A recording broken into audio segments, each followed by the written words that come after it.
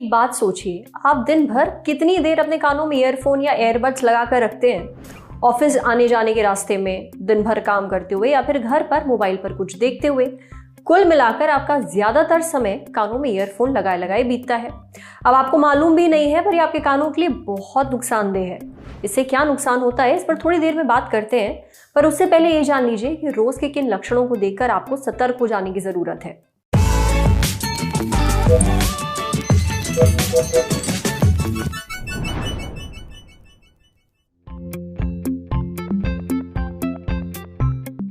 जो लोग ईयरफोन्स को लंबे समय तक इस्तेमाल करते हैं या वैसे भी ईयरफोन्स का इस्तेमाल करते हैं, उनको हमेशा सतर्क रहना चाहिए।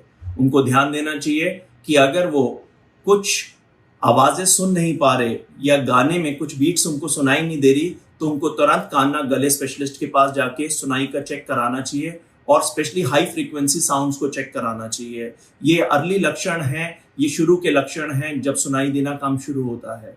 इसके अलावा आपको कान में खुजाहट होना या दर्द होना या उसमें से पानी जैसा निकलना, ये सारी समस्याएं बनने के लक्षण हैं, तो इनसे सतर्क रहना बहुत ही आवश्यक है। लंबे समय तक ईयरफोन्स का इस्तेमाल करने के कारण हाई फ्रीक्वेंसी एक्सपोजर होता है, जिसकी वजह से धीरे धीरे आपकी सुनाई कम होते जाती है। उसके अलावा काफी लोग ईयरफोन्स शेयर करते हैं और इसके कारण एक कान से इन्फेक्शन किसी और आदमी के कान में इन्फेक्शन ट्रांसफर हो सकती है। ईयरफोन्स काफी बार आपके कान के हिसाब से डिजाइन नहीं होते हैं, जिसकी वजह से ये कान में इरिटेशन और दर्द बना सकते हैं।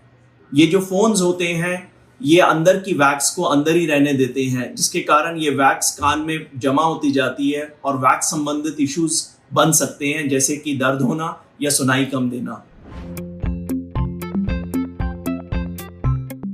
अगर आपको इस तरीके की समस्याएं आ रही हैं, तो सबसे पहला बचाव कार्य है कि आप ईयरफोन्स का कम से कम इस्तेमाल करें या सिर्फ जरूरत में करें, और हो सके तो ईयरफोन्स का इस्तेमाल ना करें।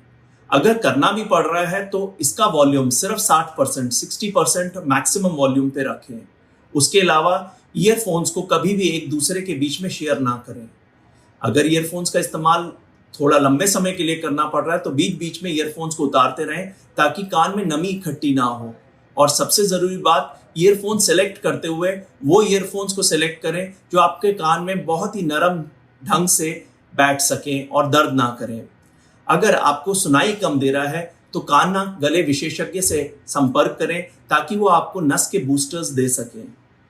इसके अलावा अगर कान में से कोई पानी आ रहा है और या कोई खुजाहट हो रही है या दर्द हो रही है, तो उसके लिए आपको आपके कान नाक गले विशेषज्ञ एंटीबायोटिक्स और कुछ ईयर ड्रॉप्स देंगे, ताकि इसका समाधान निकल सके।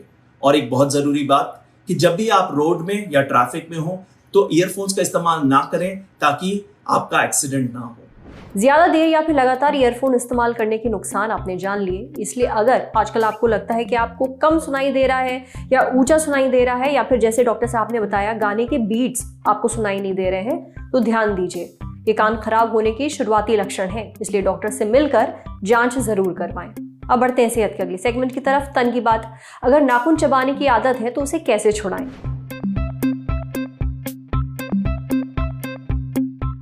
कुछ लोगों को नाखून चबाने की बहुत बुरी आदत होती है। ऐसे लोगों के लिए डॉक्टर मधुसूदन सिंह सोलंकी ने बहुत ही असरदार टिप्स बताई हैं, जिनसे आप इस आदत से आसानी से छुटकारा पा सकते हैं। सबसे पहले तो नाखूनों को बढ़ने ना दिया जाए। उन्हें बढ़ते ही काट दिया जाए तो उन्हें चबाए जाने की संभावना भी कम होती है। नाखूनों के ऊपर कोई ऐसा पदार्थ लगा लीजिए जो कि बहुत कड़वा हो, जिसका टेस्ट अच्छा ना हो। आप नेल पॉलिश भी लगा सकते हैं। उन परिस्थितियों को पहचानें जिनमें आप नाखून चबाना शुरू कर देते हैं। जैसे कुछ लोग टीवी देखते हुए नाखून चबाते हैं, कुछ लोग जब घबराए हुए होते हैं, स्ट्रेस में होते हैं, तब नाखून चबाते हैं। पहचानें कि किस परिस्थिति में आप ऐसा करते हैं, ताकि आपको नाखून ना चबाना पड़े। इसके लिए आप कुछ एक्टिविटीज कर सकते हैं, जैसे जैसे ही आपको कोई ट्रिगर महसूस हो, कोई खिलौना अपने हाथ में रख लीजिए और उसको दबाना शुरू कर दीजिए। जब आपको नाखून चबाने का मन करे उस समय आप डीप ब्रीदिंग कर सकते हैं, क्योंकि आप जितना तनाव रहित होंगे उतना ही नाखून चबाने की आदत कम होगी। अगर सब कुछ ट्राई करने के बाद भी आदत नहीं छूटती है तो फिर किसी एक्सपर्ट की सलाह लें। इसमें कॉग्निटिव बिहेवियरल थेरेपी ली जा सकती है। समझे। अब बारी सेहत के आखिरी सेगमेंट की, खुराक यानी झक्कासी हेल्थ टिप। जानिए किन लोगों को पालक बहुत सोच समझ कर खानी चाहिए। देखिए, पालक एक बहुत ही ज्यादा हेल्दी सब्जी होती है, इसमें कोई डाउट नहीं है, पर कुछ लोग हैं जिन्हें इससे थोड़ा परहेज करना चाहिए। न्यूट्रिशनिस्ट दीप्ति खटूजा के मुताबिक आंतों की कई समस्याओं में पालक लेने के लिए मना किया जाता है। अगर आपको आंतों की कोई दिक्कत है तो अपने डॉक्टर की सलाह के बाद ही पालक लेना चाहिए। अगर आपको कभी किडनी स्टोन रहा है तो पालक सावधानी से खाना चाहिए। पालक में पोटेशियम होता है और किडनी की दिक्कत वालों को पोटेशियम कम लेना होता है।